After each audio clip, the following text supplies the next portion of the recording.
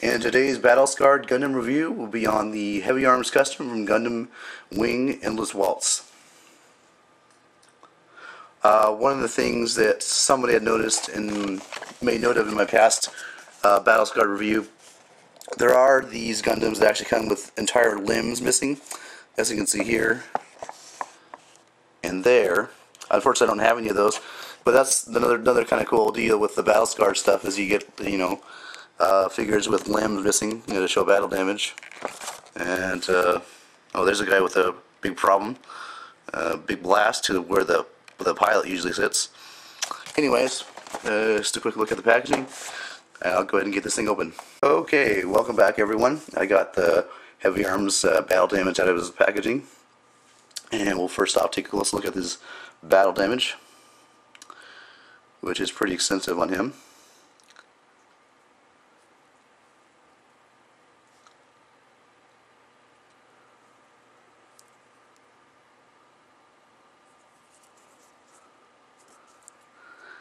It doesn't seem to have any. Well, he's got some damaged, well, not damaged, but charring to his V-fin, but nothing really that indicates he's damage to his head at all.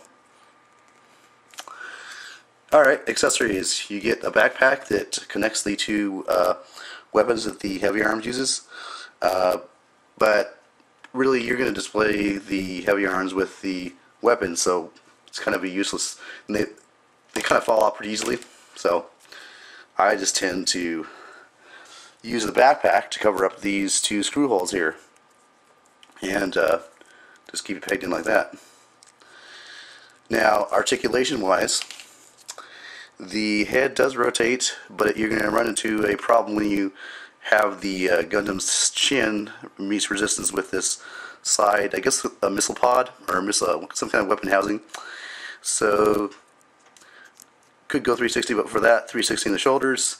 Arms could go just a little bit out like that. No swivel on the upper arm. You only get a 90-degree bend with the elbow. Swivel wrists. And I have to say, these wrists have, on this Heavy Arms Battle Scarred Gundam, have stayed on more so than the previous two reviews I did with the Battle Scarred Death Scythe and the Sandbrock Custom. So at least these hands are behaving better. Raced articulation, looks like 360. Ball jointed hips. Bend, 90-degree bend at the knee. Ball jointed ankles. Again, not impressive articulation. This is before, I believe, the modern MSIAs that we get the double jointed bends with, so you're not going to get that articulation in this guy, unfortunately. The weapons do have some battle damage. This particular one does not have too much or any, but this one, as you can see, does have quite an extensive battle damage look to it. So let's see what else about. Well, you all probably know this if you're all familiar with the mobile suit, but these flaps flip up like this to reveal the missile pods. The chest does open up, and you can see the battle damage on this left breast plate there. But you got armaments in there. So just for kicks, we'll go ahead and compare him to another figure here on the MSIA line, I think. I know Astro GM 0079 can tell me for sure which version of the Heavy Arms this is. This one here. Based on the yellow colors, I'm guessing it's probably not going to be the Asian release, because they typically have the golder color substituting for the yellow here in America. But I don't know if this was the MSIA. It looks like it has about the same articulation as the Battle Scarred Gundam. But anyway, it's just kind of a comparison. Battle Scarred versus non-Battle Scarred.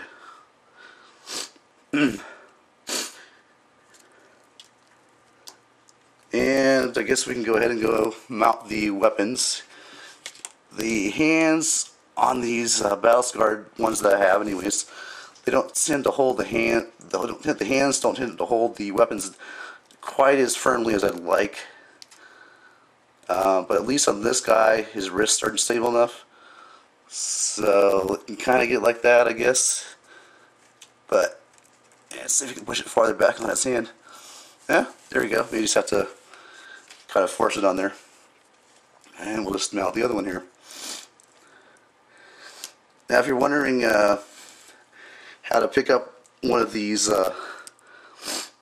Battle Scarred Gundams, you're probably gonna have to go on eBay, or if you get lucky, you might find one at a hobby shop in your local town. If you have a hobby shop that sells stuff like this. I got 5 of these figures out on a lot, mint and sealed box, all of them for $50. So theoretically, I paid about $10 for each of these, which is, I think, about the retail price of when they were selling back in the day in the States here. So $10 is it's not a great price, but it's probably a fair price.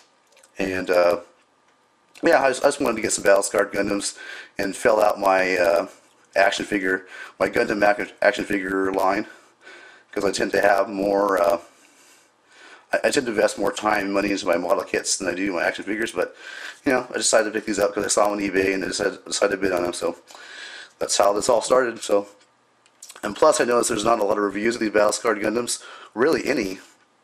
I think there was like only one, and it was on the Wing Zero, which I do have, and which is upcoming on my channel. Probably the next or the last one. So, anyhow, thanks for watching. This has been Like It's 1985 with Battle Scarred Heavy Arms Custom.